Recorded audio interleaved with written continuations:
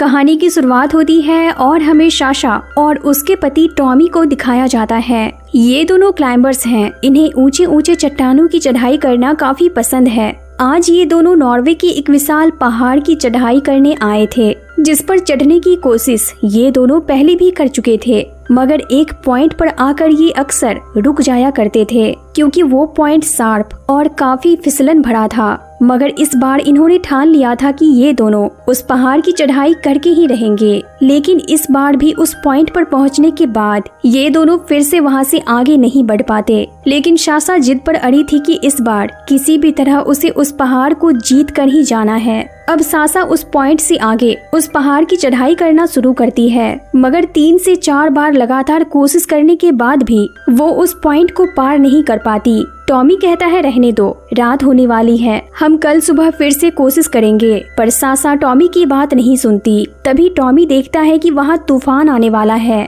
अब ना चाहते हुए भी साशा टॉमी की बात मान लेती है और फिर दोनों मिलकर वहीं अपना हैंगिंग कैंप लगाते हैं। पर कैंप लगाने के कुछ ही देर बाद वो तूफान काफी खतरनाक रूप ले लेता है। इसलिए दोनों डिसाइड करते हैं कि अब वो नीचे जाएंगे और सुबह होने पर वापस चढ़ाई करेंगे। अब कुछ नीचे उतरते ही उस पहाड़ पर एवलांच आ जाता है, यानी कि बर्फ के साथ पहाड़ के बड़े बड़े टुकड़े ऊपर से नीचे गिरने लगते हैं। ये खतरा देखकर टॉमी साशा को पहाड़ के नीचे एक सेफ जगह तक भेज देता है और कहता है कि उसके रस्सी के हुक को अच्छे से पहाड़ में सेट कर दे ताकि वो भी नीचे आ सके। साशा रस्सी के हुक को सेट कर ही रही थी कि तभी एक बड़ा सा पत्थर टॉमी के ऊपर गिर जाता है, जिसके साथ टॉमी नीचे गिर जाता है। मगर टॉमी की रस्सी साशा के हाथ में ही थी। साशा टॉमी को काफी आवाज लगाती है और कहती है कि उठ जाओ, मैं तुम्हारा वजन नहीं उठा पाऊंगी। मगर टॉमी कोई जवाब नहीं देता क्योंकि सिर में चोट लगने के कारण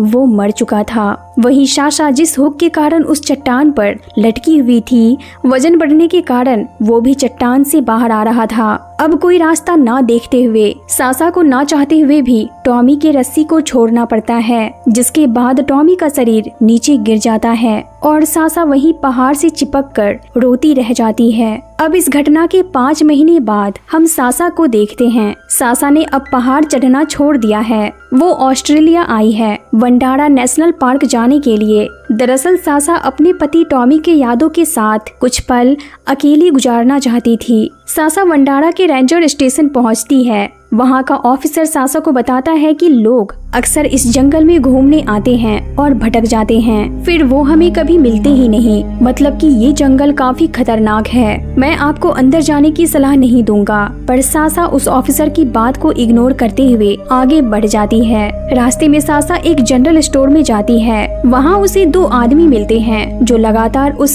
लगातार उससे बदतमीजी करने लगते हैं और उसे छेड़ने लगते हैं। तभी वहाँ पर बैन नाम का एक आदमी आता है और उन दोनों आदमियों को जवाब देकर उन्हें वहां से जाने पर मजबूर कर देता है। दरअसल बैन उस जनरल स्टोर में अपने सूखे हुए मांस को बेचने आया था, जो उसका काम था। साशा बैन को उसकी हेल्प करने के लिए थैंक्स बोलती है और फिर उसके सूखे हुए मांस के एक पैकेट को लेकर वहां से निकल जाती है। अब साशा जैसे ही अपनी गाड़ी में बैठती है, वो देखती है कि उसका GPS काम नहीं कर रहा। तभी साशा की नजर बैन पर जाती है, जो अपनी गाड़ी लेकर निकलने ही वाला था। साशा बिना देरी किए बैन से मदद मांगती है। वो कहती है कि मुझे ग्रैंड आइसलैंड नैरो तक जाना है, पर मेरा GPS काम नहीं कर रहा, जिस वजह से मुझे मैप का भी समझ नहीं आ रहा है। क्या तुम मुझे वहाँ तक जाने का रास्ता बता सकती हो? बैन कहता है अच्छा, तुम्हें घाटी तक जाना है। घाटी तक जाने के 2 रास्ते हैं, एक आसान और दूसरा मुश्किल भरा। मगर मुश्किल भरा रास्ता काफी खूबसूरत है। साशा डिसाइड करती है कि वो मुश्किल भरे रास्ते से होकर वहाँ तक जाएगी। अब साशा आगे बढ़ जाती है, मगर उस जगह तक पहुँचने से पहले ही रात हो जाती है। इसलिए साशा एक जगह पर रुकती है और कैंप लगाने की तैयारी कर ही रही होती है कि तभी वहाँ पर वो दोनों शिकारी आ जाते हैं, जो जनरल स्टोर में उसे छेड़ रहे थे। उन लोगों को देखकर साशा जल्दी से अपने गाड़ी के अंदर चली जाती है और सेफ्टी के लिए पेपर स्प्रे निकाल कर हाथ में रख लेती है, क्योंकि साशा जानती थी कि यहाँ उसकी मदद करने के लिए कोई नहीं आएगा। वे शिकारी साशा की गाड़ी के पास आते हैं, मगर सासा ने पहले ही दरवाजा बंद कर लिया था। अब वो शिकारी कुछ देर तक वहाँ रुकते हैं, फिर वहाँ से चले जाते हैं। सासा अपनी गाड़ी में ही सो जाती है। अब अगली सुबह होते ही सासा अपना बोट निकालती है, क्योंकि वो आगे का सफर अपने बोट से ही तय करने वाली थी। ये उसने पहले से ही प्लान कर रखा था। नदी के रास्ते का ये सफर सासा काफी एंजॉय करती है, क्योंकि ये एडवेंचर भरा रास्ता था और अपने पति टॉम के जाने के बाद सासा का ये पहला एडवेंचर था। और शायद अपने पति के यादों में खोने के लिए ही सासा इतनी दूर अकेले आई थी। अब काफी देर तक नदी के रास्ते आगे बढ़ने के बाद सासा एक झील तक पहुंच जाती है और वहां उसे जंगल में खोए हुए लोगों के सामान दिखाई देते हैं, जिसे किसी ने हर तरफ पेड़ों पर सजा रखा था। पर सासा इन सब पर ज्यादा ध्यान नहीं देती, हालांकि उसे ध्यान देना चाहिए था। अब सासा वही झील के किनारे बैठती है और अपने पति को याद करके काफी इमोशनल हो जाती है। कुछ देर बाद सासा उठती है, फिर अपने गीले कपड़े और बैग को वही पास में पेड़ के ऊपर रख देती है। अब वो स्टोर से लिया हुआ बैन का सूखा मीट खाती है, फिर रात होती ही कैंप लगाकर वहीं सो जाती है। पर अचानक सुबह होते ही किसी की आवाज सुनकर सासा जग जाती है। उसे लगता है कि कैंप के बाहर कोई है। सासा जैसे ही कैंप से बाहर निकलती है, वो देखती है कि पेड़ पर टंगा हुआ उसका बैग वहाँ नहीं है। सासा अब अपने कैंप में वापस आ जाती है, जहाँ वो देखती है कि कैंप के अंदर एक जहरीला सांप रेंग रहा है, जिसे देखकर वो काफी डर जाती है। अब सासा बोट में बैठकर नदी के रास्ते वहाँ से आगे निकल जाती है। कुछ दूर आगे चलने के बाद सासा को नदी के किनारे एक बोट लगी हुई दिखाई देती है। वो जल्दी से उस किनारे पर उतर जाती है और आगे बढ़ने पर उसे सामने बेन दिखाई देता है। सासा के पूछने पर बेन बताता है कि वो अक्सर यहाँ आया करता है, दुनिया से दूर अपनी जिंदगी जीने। बेन को वहाँ देखकर सासा को थोड़ी हिम्मत मिलती है। अब बेन सासा को मछलियाँ पकाकर खिलाता है। सासा के पूछने पर बेन बताता है कि वो ऑस्ट्रेलिया से नहीं है, दरअसल बचपन में वो अपनी माँ के साथ यहाँ आया था और यहीं बस गया। तभी अचानक बेन हंसते हुए सासा से पूछता है कि तुम्हें तो पहाड़ पसंद है, फिर तुम जंगल में कैसे आ गई? ये सुनते ही सासा को थोड़ा अजीब लगता है कि बेन को उसके बारे में कैसे पता चला, पर सासा इस बात पर ध्यान नहीं देती। पर बेन लगातार सासा से अजीब अजीब सी बातें किए जा रहा था। तभी सासा बेन से कहती है कि कल रात स्टोर वाले हंटर्स उसके पीछे जंगल तक आ गए थे। बेन बोलता है हाँ, और तुमने उनका अच्छी तरह से सामना किया, तुम डरी नहीं क्योंकि तुम बेखौफ हो। ये सुनते ही सासा शॉक हो जाती है। बेन बताता है कि कल रात मैं तुम्हारे आसपास ही था। तभी सासा की नजर उसके ब्रेसलेट पर जाती है, जिसे बेन ने पहन रखा था। यहाँ सासा को खतरे का एहसास हो जाता है और उसे समझ आ जाता है कि उसे अब वहाँ से निकल जाना चाहिए। पर तभी बेन उसके सामने उसका बैग फेंकता है और फिर वो सासा के सामने आता है। सासा देखती है कि उसके एक हाथ में स्पीकर है और दूसरे हाथ में तीर चलाने वाला गन। बेन यहाँ सासा को बताता है कि स्टोर में मिलने वाले वो लोग जानवरों का शिकार करते हैं, पर मैं अलग हूँ क्योंकि मैं इंसानों का शिकार करता हूँ। मैंने म्यूजिक प्ले कर दिया है और म्यूजिक के खत्म होते ही मैं तुम्हारे पीछे आऊंगा और तुम्हारा शिकार करूंगा। मैंने तुम्हारे बैग में जरूरत का सारा सामान डाल दिया है ताकि मुकाबला बराबर का हो। यहाँ कुछ देर के लिए सासा शॉक हो जाती है, पर जल्दी ही उसे समझ आ जाता है कि वो एक सनकी के चंगुल में फंस चुकी है। अब बिना देरी किए सासा अपना बैग उठाती है और वहाँ से भागने लगती है। वो जल्दी से अपने बोट में बैठती है और नदी के रास्ते आगे बढ़ने लगती है। सासा इतना घबरा चुकी थी कि उसका खुद के ऊपर कंट्रोल ही नहीं होता, क्योंकि वो समझ चुकी थी कि वो बहुत बड़ी मुसीबत में फंस चुकी है और उसे किसी भी तरह यहाँ से बाहर निकलना होगा। उधर म्यूजिक खत्म होती ही बेन सासा के पीछे दौड़ पड़ता है। वहीं सासा घबराहट में एक झील की ऊंचाई से नीचे गिर जाती है। इस दौरान सासा का बोट उससे दूर हो जाता है। सासा अब पैदल ही आगे भागने लगती है, पर तभी सासा को कुछ लोगों की आवाज सुनाई देती है। उस आवाज को सुनकर सासा राहत की सांस लेती है, ये सोचकर कि कोई तो है जिससे वो मदद ले सकती है। मगर ये बेन की एक चाल थी। दरअसल वो एक फैमिली की आवाज होती है, जिसकी रिकॉर्डिंग बेन ने अपने फोन में चलाकर वहाँ रख दिया था। वो फैमिली भी छुट्टियां मनाने इस घाटी में आई हुई थी, पर बेन ने उनसे दोस्ती करके एक एक कर उन्हें मार डाला। ये देखकर सासा और डर जाती है। तभी बेन वहाँ आ जाता है और सासा पर तीर चला देता है, पर सासा बच जाती है और जान बचाकर वहाँ से भागती है। लेकिन बेन वहीं नहीं रुकता। वो सासा का पीछा करता है और लगातार उस पर तीर चलाने लगता है और तभी एक तीर सासा को लग जाती है। तीर लगते ही सासा अपना संतुलन खो देती है और लुढ़कते हुए नदी में जा गिरती है। नदी में गिरने के कारण सासा के सिर में चोट भी लग जाती है, पर वो किसी तरह तैरते हुए किनारे तक आ जाती है। अब सासा जल्दी से अपने गीले कपड़े बदलती है और एनर्जी के लिए कुछ खाकर पानी पीती है। सासा काफी थक चुकी थी, मगर वो रुक नहीं सकती थी क्योंकि वो जानती थी कि बेन उसके पीछे ही है। अब सासा भागते भागते पहाड़ों के बीच में जाकर फंस जाती है क्योंकि आगे जाने का रास्ता बंद होता है। इसलिए अब सासा चट्टानों के सहारे चढ़कर ऊपर पहुंच जाती है। ऊपर पहुंचकर सासा दूरबीन से बेन के ठिकाने को देखती है जहां पर अब भी उसका बोट लगा हुआ था। तभी सासा को बेन की आवाज सुनाई देती है। दूसरी ओर देखने पर सासा देखती है कि बेन उसी की ओर भागता हुआ आ रहा है। बेन भी सासा को देख लेता है। अब सासा जल्दी से उसी चट्टान के नीचे उतरकर एक चट्टान की आड़ में छिप जाती है। तभी बेन वहां आ जाता है और दरार में नीचे झांककर सासा को ढूंढने लगता है, पर सासा उसे कहीं नहीं दिखती, इसलिए वो वहां से वापस चला जाता है। बेन के जाते ही सासा बाहर निकलती है और कुछ दूर आगे चलने के बाद दूरबीन से देखती है कि बेन अपने कैंप के पास ही बोट से कुछ दूरी पर नहा रहा है। सासा अब बेन के कैंप तक पहुंच जाती है और नदी में धीरे धीरे तैरते हुए बेन के बोट तक पहुंच जाती है। दरअसल सासा का प्लान था कि वो बेन का बोट लेकर उस जगह से निकल जाएगी, पर यहाँ सासा को बिल्कुल भी अंदाजा नहीं था कि बेन ने उसके लिए पहले से ही ट्रैप बिछा कर रखा हुआ है। अब सासा जैसे ही उस बोट की रस्सी खोलने ही वाली होती है कि तभी पानी के नीचे रखे हुए ट्रैप में उसका पैर फंस जाता है और वो जोर से चीख पड़ती है। सासा की आवाज सुनते ही बेन भागकर सासा के पास आता है और उसे खींचने लगता है। तभी सासा अपने पास रखे पेपर स्प्रे को निकालती है और बेन के फेस पर स्प्रे कर देती है।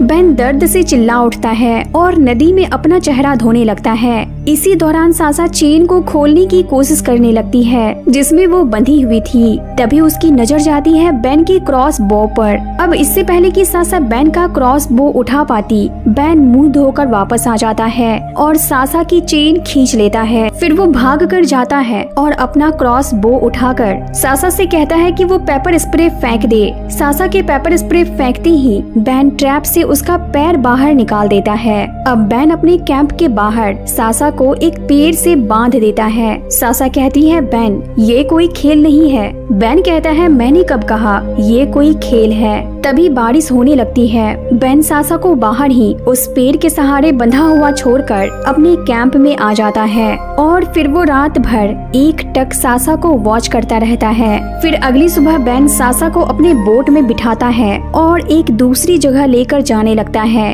रास्ते में बेन सासा से कहता है कि मैंने जब रेंजर की फाइल में तुम्हारा नाम देखा था तो मैंने तुम्हारे बारे में कुछ छानबीन की थी। तुम्हारा पति तो पहाड़ चढ़ने में काफी एक्सपर्ट था, फिर वो पहाड़ से नीचे कैसे गिर गया? सासा कहती है वो बस सिर्फ एक हादसा था और कुछ नहीं। तभी बेन सासा को नदी में धक्का दे देता है और फिर रस्सियों के सहारे वो सासा को नदी में बेरहमी से खींचते हुए एक गुफा तक ले जाता है। सासा जैसे ही उस गुफा के अंदर का नजारा देखती है उसके होश उड़ जाते हैं। दरअसल वहाँ पर उसी परिवार की डेड बॉडीज पड़ी हुई थी जिसकी वीडियो सासा ने बेन के मोबाइल में देखी थी। बेन सासा से कहता है कि कुछ आदिवासी मानते हैं कि अपने शिकार की आत्मा को कैद करने के लिए उसका लंग्स खाना जरूरी है, पर ये पूरी की पूरी फैमिली ही डरपोक निकली। मगर तुम बिल्कुल अलग हो सासा, मुझे तुम्हारे जैसे शिकार का ही इंतजार था अब तक। तभी सासा देखती है कि बेन मार्केट में जिस सूखे मीट की सप्लाई करता है दरअसल वो मीट बेन इन्हीं इंसानों के शरीर से निकालता है। ये सब देखकर सासा काफी डर जाती है और वहाँ से भागने का रास्ता ढूंढने लगती है, पर बेन ने सासा को जकड़ रखा था। अब बेन सासा को बताता है कि वो पहली बार यहाँ अपनी माँ के साथ आया था। यहाँ आकर उसने एक आदिवासी कबीले से आत्मा को कैद करने का रिचुअल सीखा और सबसे पहले उसने अपनी माँ को ही शिकार बनाया। फिर ना जाने उसने कितने ही लोगों को यहाँ मौत के घाट उतारा और अब बारी है सासा की। बेन जैसे ही ये बात सासा के कान के पास आकर कहता है, मौका देखकर सासा उसके कान को अपने दांतों से जोर से काट लेती है, जिसके कारण बेन दर्द से चिल्ला उठता है। मौका देखकर सासा पास में ही बह रही नदी में कूद जाती है, पर बेन यहाँ भी सासा का पीछा नहीं छोड़ता और उसके पीछे ही नदी में कूद जाता है। बेन सासा के चेन को पकड़कर अपने शरीर में बांध लेता है ताकि सासा उससे दूर ना जा सके, मगर कुछ ही दूरी पर वो नदी झरना बनकर नीचे गिर रहा होता है। ये दोनों भी झरने के पानी के साथ ऊपर से नीचे गिर जाते हैं, मगर इस दौरान बेन का सिर एक पत्थर से टकरा जाता है और वो पानी के अंदर ही बेहोश हो जाता है। अब चूंकि सासा बेन के साथ एक ही चेन के द्वारा बंधी हुई थी,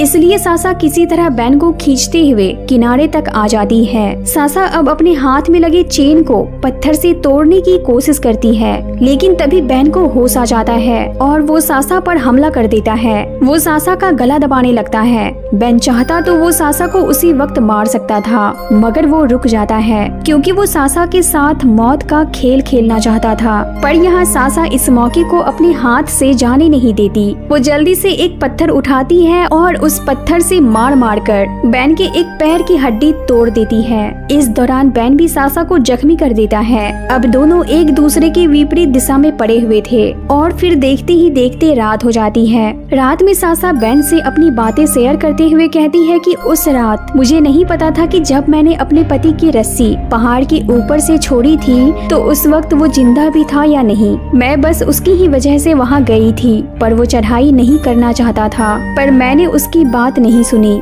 अब सुबह हो जाती है। सासा बेन से कहती है कि अगर तुम्हें यहाँ से निकलना है तो तुम्हें मेरे साथ इस चट्टान की चढ़ाई करनी होगी। पर बेन जानता था कि वो चट्टान की चढ़ाई नहीं कर पाएगा क्योंकि उसके पैर की हड्डी टूट चुकी थी।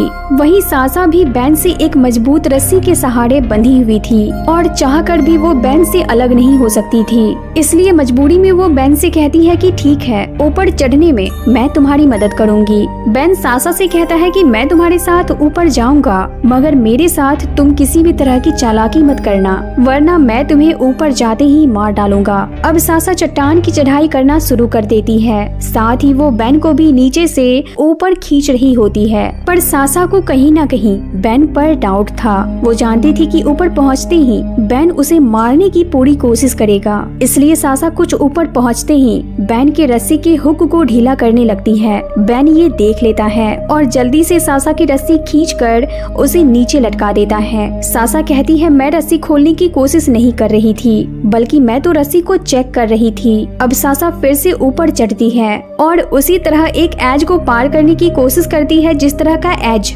उसने अपने पति टॉम के साथ उस रात पहाड़ पर पार करने की कोशिश की थी, पर वो नहीं कर पाई थी। मगर आज सासा ने ये कर दिखाया। उस एज तक पहुंचकर सासा उस रस्सी को जिस रस्सी से बेन बंधा हुआ था उसे वहीं पास में एक सूखे झाड़ में बांध देती है। अब बेन जैसे ही ऊपर आने लगता है तभी उसे सासा के ऊपर शक हो जाता है। तभी बेन सासा के कमर में लगी रस्सी को जोर से खींचता है, लेकिन लकली रस्सी खींचने के दौरान सासा के कमर में बंधी वो रस्सी खुल जाती है और तभी लकड़ी में बंधी बेन की रस्सी खुल जाती है और बेन नीचे गिरकर मारा जाता है। इस तरह बेन की कहानी खत्म हो जाती है, लेकिन सासा अभी भी वहाँ फंसी हुई थी क्योंकि इस वक्त सासा चट्टान के जिस हिस्से में फंसी थी वहाँ से बाहर निकलने का उसे कोई रास्ता दिखाई नहीं दे रहा था और सासा के पास ऊपर चढ़ने के लिए रस्सी भी नहीं थी क्योंकि वो पहले ही नीचे गिर चुकी थी। पर सासा हिम्मत नहीं हारती और अपनी पूरी एनर्जी लगाकर ऊपर चढ़ने लगती है। एक जगह आकर सासा पहाड़ के एक हिस्से से लटक जाती है।